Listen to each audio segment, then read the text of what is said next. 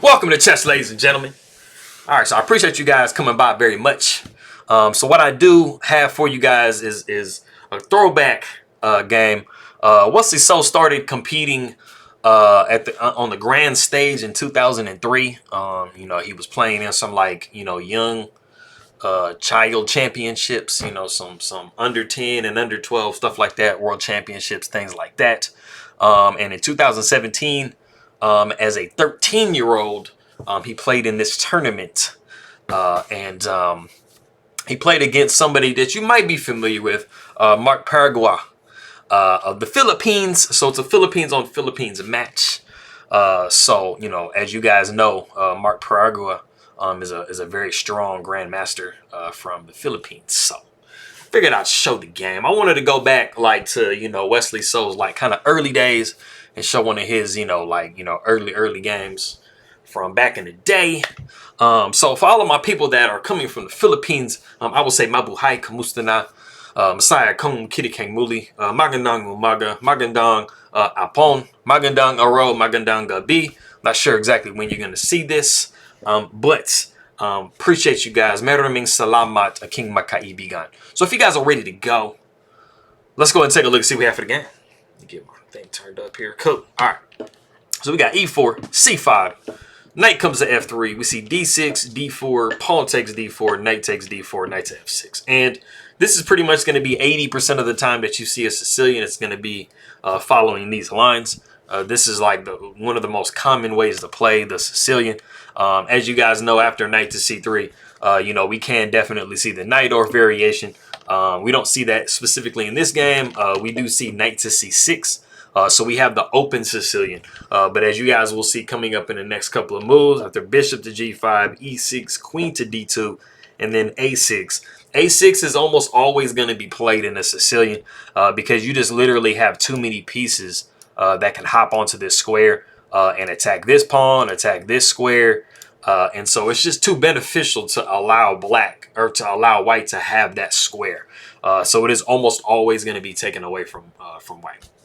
But as you guys can see, we have a very similar position to a Najdorf. So we do see castles by white. We see h6. Bishop comes back down to e3, trying to preserve the bishop. We see bishop to e7.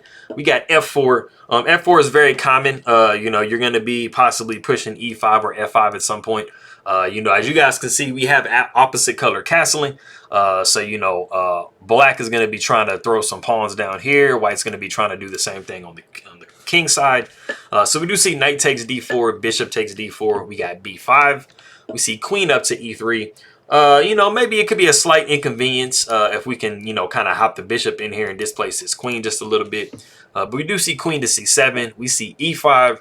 Pawn takes e5, pawn takes e5, and then we have a knight back to d7. And then we have a knight down to e4.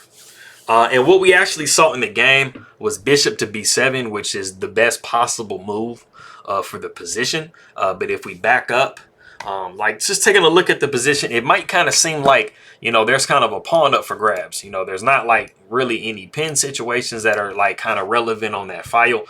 So it just kind of seems like you can just go ahead and just grab your pawn. Of course, if you do, go into this variation like this, bishop takes, queen takes, stuff like that, you have the ability to go here. But, like I said, it's not anything that's going to, really result in you some material. Black just pretty much just want a pawn, right? So backing up, after knight takes e5, unfortunately, you actually have queen to g3 in this position. And it is just putting a different kind of a pin on that knight. Now, as you can see, you don't really have a lot of good ways to protect because, let's say you go f6 or something, you're going to be able to just take the pawn here, displace, mess up black's castling possibilities. You can't protect with a move like that because you're going to be looking at knight takes d6 with check, queen takes. And then, this is super not where you want to be. It is very dangerous to take that pawn. So as I always say, make for sure that you're, calculating and you're thinking about that pawn grab, and you're trying to calculate and make sure there are no type of, tactics or any type of tricks involved in it. So we do see bishop coming to b7, and we do see knight to d6 with check. And we have actually come to the point in the game that if you do want to pause the video and see what black plays here, actually see what the best move to play in the position is and what was played in the game, go ahead and do so. All right, cool. So it might be surprising. I mean, it surprised me when I seen it because, I mean, I'm not familiar with these lines in the Sicilian. So I was just kind of like, I just was completely taken by surprise when I saw this move. But the move is actually queen takes d6. Now, it looks probably very, very strange because, like, I mean, you're literally just going to be losing your queen. But the thing that you have to think about as far as white is concerned is they are on this same diagonal with the king and the queen. So once the pawn takes back, you're going to be able to play the bishop, which is what we saw in the game. Bishop took d6. We saw bishop to g5, pinning this queen to this king. Queen taking g5, pawn taking g5. So you kind of see the point behind the whole scenario. Now, white is, you know, in a favorable position, but, you know, they have taken a pawn back here on g7, so they have actually been able to win a pawn. And so we see rook down to h4. We see bishop down to d4, and then we see the novelty of the game, which is f6.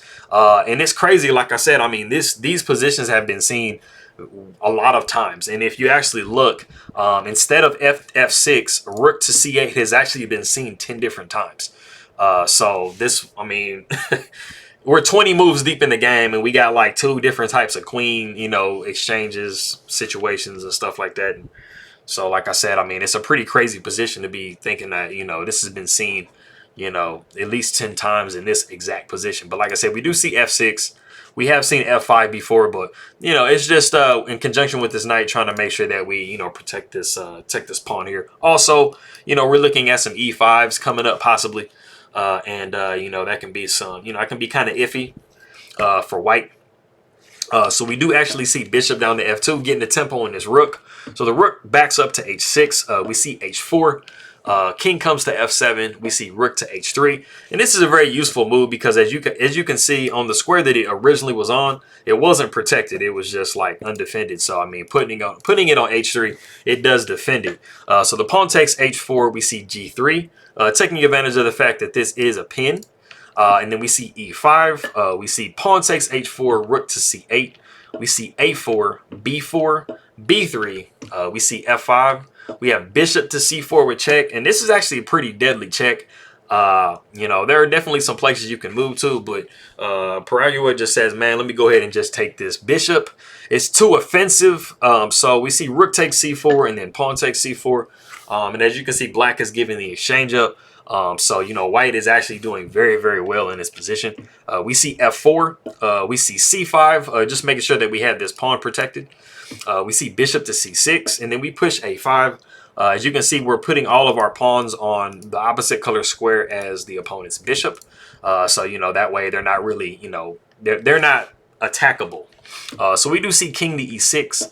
We see h5. And this is just further immobilizing this rook here because now, I mean, there's only really 3 squares for the rook to go to. So that's what you want to do when you have a pass pawn, is try to immobilize, you know, your opponent's rook as much as possible. So we do see king down to f5. We see rook to g1. We see e4, and then we actually see rook to f1. You know, we're not going to be looking at any pawn pushes because we're going to be taking here, and that's, you know, we're going to be this pawn is going to be dropping pretty soon. Instead of actually rook to f1, it's actually possible to go bishop to d4 here. You know, we have some ideas of trying to push this rook a little bit further.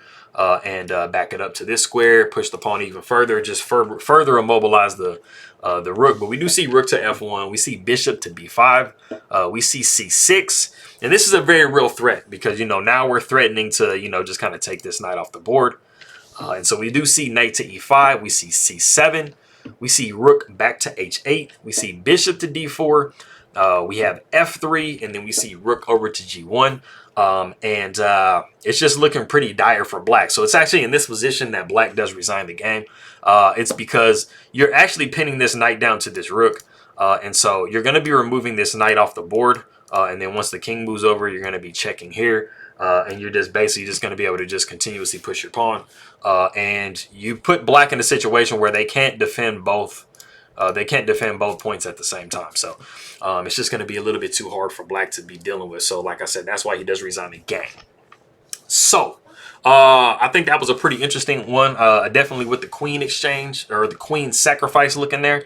When I first initially saw that move, I wasn't understanding like what the point was behind it. Then I saw bishop to g5 and I was like, all right, because it just looked like black just threw their queen away. So it was kind of crazy. But for all of my people in the Philippines, trying to get all these good mornings for you. So maanyong buntag, mayad na agahan, naimbag na bigat, masenso siya kawasan, marhe na aga, buenos dias, maanyong aga, mapia na uma, kapian kapu no dios, mayat mayad na aga, mapia agay, mapia kapapita, my big abukla, marja na buntag, marya mainat, maupe na aga, and Kasan Yangan Si Elobi, Salam, Assalamu alaikum, merci. I think I got those correctly. Let me see. Mapia, Mayapa Abakia, Marja Mana. Yeah, okay. So I think I'm good. All right. So I'm getting through them pretty smooth. But like I said, I appreciate you guys very much. Maraming salamat. And I will say Almasal Tayo because it's still breakfast. Pa'alam. And let me see. I think it's Masala. What is it? I just learned this recently. Mamaya. Mamaya Aking Makaibigan. So I'm trying to say later, my friends. All right. I appreciate you guys, and I'll see y'all next time.